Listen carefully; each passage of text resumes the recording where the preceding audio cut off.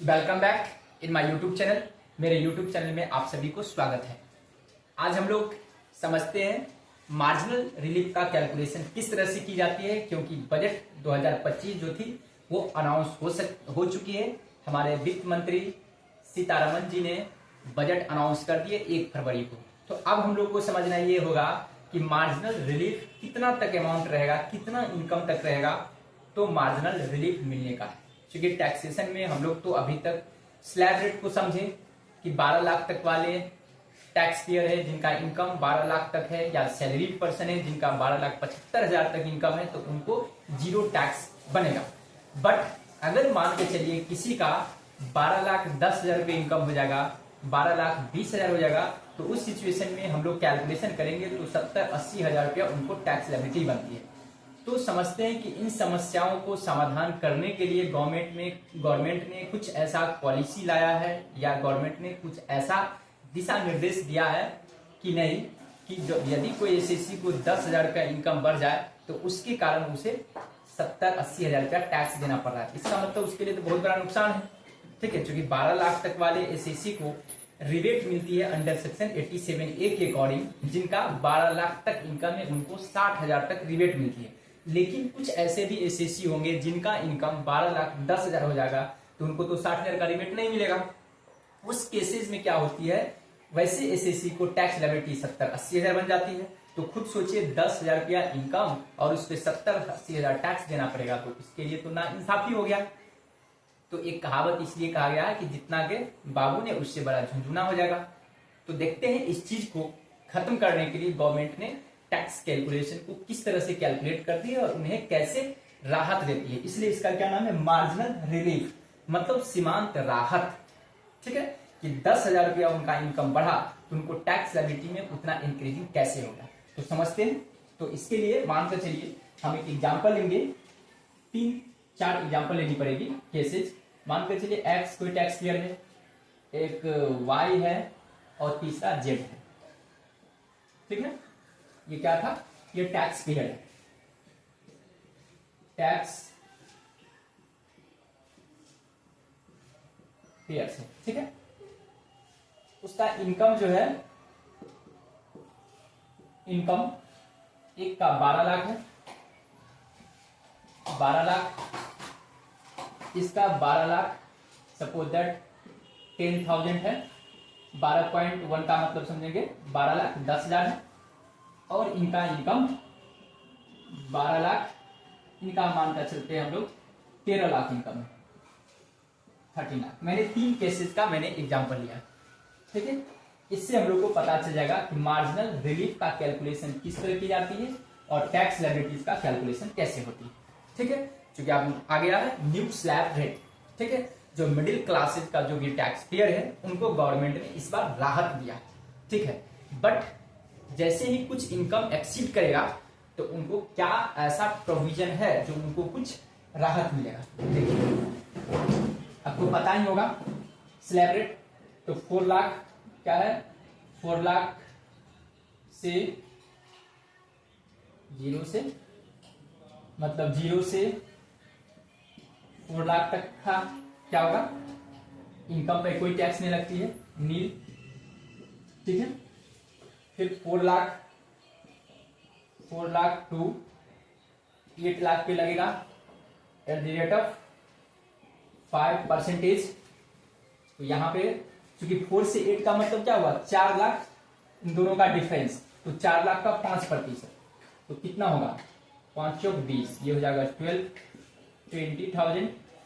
यहां पे भी होगा 20,000 और यहां पे भी होंगे आपको 20,000। ठीक है, फिर 8 लाख से लेकर के 8 लाख टू 12 लाख के लिए होगा एट द रेट ऑफ 10%। इन दोनों का डिफरेंस कितना हुआ, 4 लाख, क्योंकि 4 लाख का डिफरेंस चल रही है। तो 4 लाख का 10% ये होगा आपको 40,000, ये भी होगा आपको 40,000 और ये भी होगा 40,000।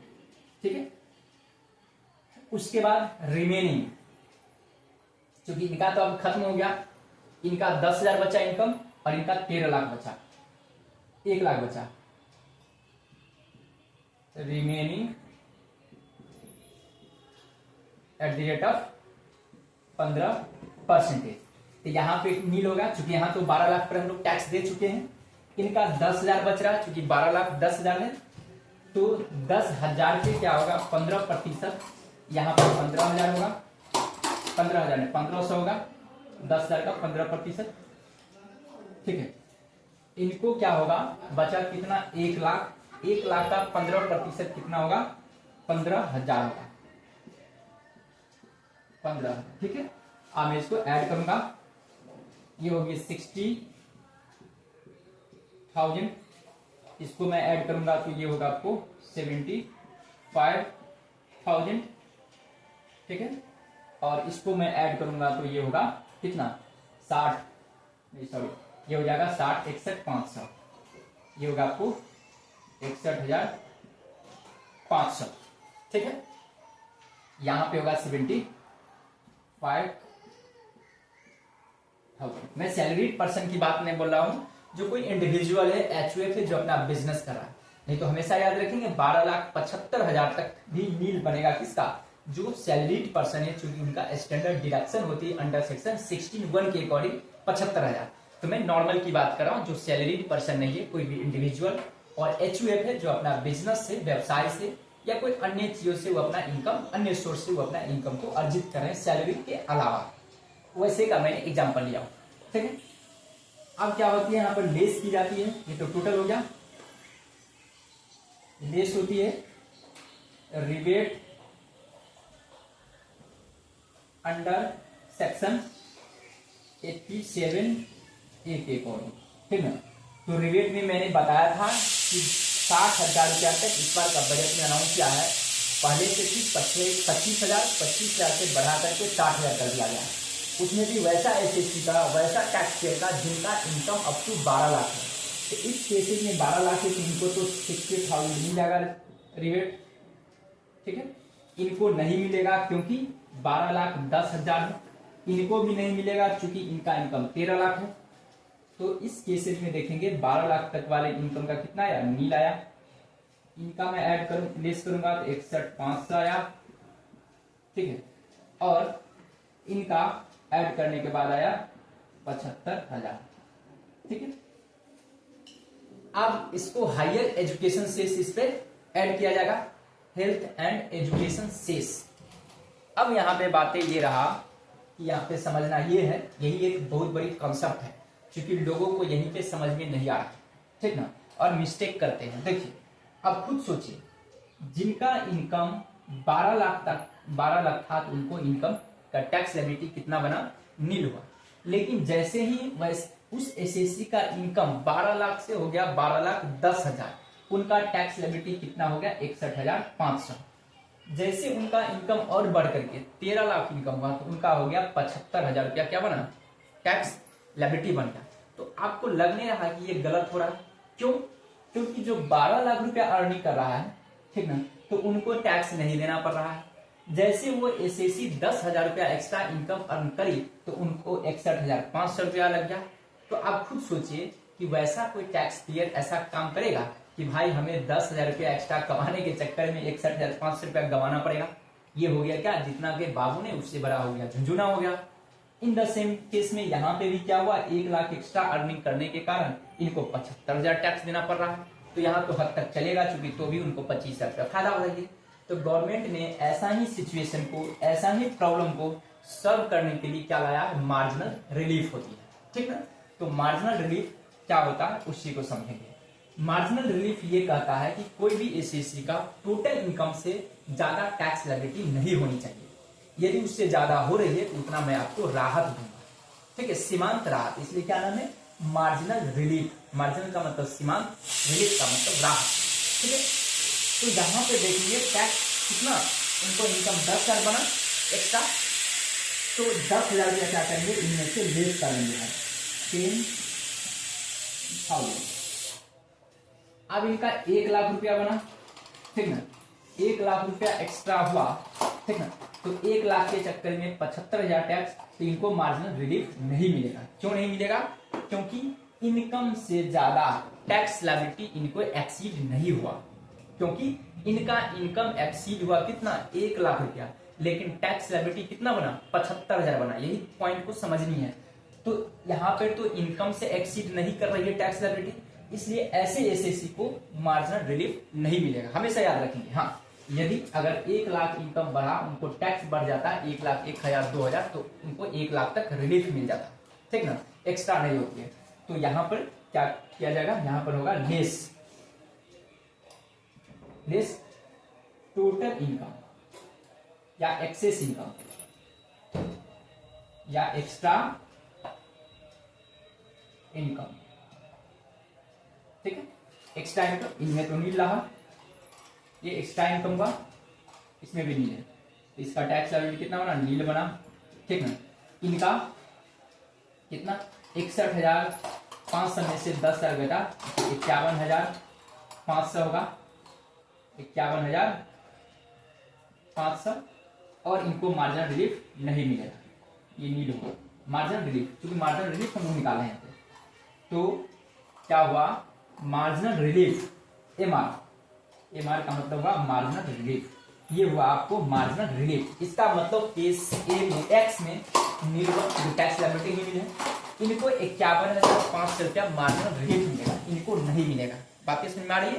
क्या किया हमने, जितना इनकम एक्सीड किया तो टैक्स लायबिलिटी से मैंने लेस कर दिया, 51,500 इनको रिलीफ मिल गया। मतलब ये कि अल्टीमेटली इनको 10,000 रुपया ही टैक्स देना पड़ेगा, ठीक है। तो टैक्स लायबिलिटी कितना बनेगा वो देखिए, टैक्स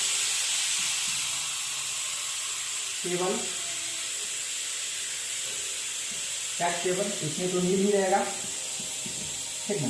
इनको टैक्स पेबल बनेगा, टैक्सेबल 10,000 पर टैक्स देना पड़ेगा, ठीक ना। ये अमाउंट पे क्योंकि 61,500 में से 51,500 तो चला जाएगा, बचेगा 10,000, इनको देना पड़ेगा 75,000 पर टैक्स, ठीक ना। अब इसमें आप ऐड कर दो, add health and higher education cess at the rate of 4%। यहाँ पे कितना होगा, 10,000 पे 4%, 400, और 75,000 का 4% कितना होगा, 3,000 होगा, ठीक है। इस केस में हुआ 10,400 टैक्स बना, और इस केसेस में हो गया आपको 78,000 आपको टैक्स बना, ठीक ना। तो ये हो गया, ठीक ना। ये कहलाएगा net tax liability, net tax liability, ठीक ना, पे बाय एसएससी। आई होप कि आपको बातें समझ में आ गई होगी, ठीक ना। तो आपको समझ में आ गई होगी थोड़ा सा, तो आई होप कि आपको बातें समझ में आ गई होगी कि हमें किस तरह से कैलकुलेशन करनी है मार्जिनल रिलीफ का। और मैं जब भी कोई और मोर एंड मोर आप लोगों को कंफ्यूजन होगा, कॉन्सेप्ट में कुछ कमी होगी, तो मैं अपने यूट्यूब के माध्यम से आप लोगों तक अपने जो भी अपडेटेड न्यूज आएगी वो सभी को आप लोगों तक पहुंचाऊंगा। और अभी भी अगर टैक्स लायबिलिटी में किसी प्रकार के कंफ्यूजन होगा तो मैं 1-2 और क्लासेज में लूंगा, ताकि आप लोगों को कंप्लीट जो कंसेप्ट होगा उसको बिल्ट अप करवाऊंगा और आप लोगों को किसी प्रकार के कंफ्यूजन नहीं बचेगा। Okay, bye bye, have a nice day.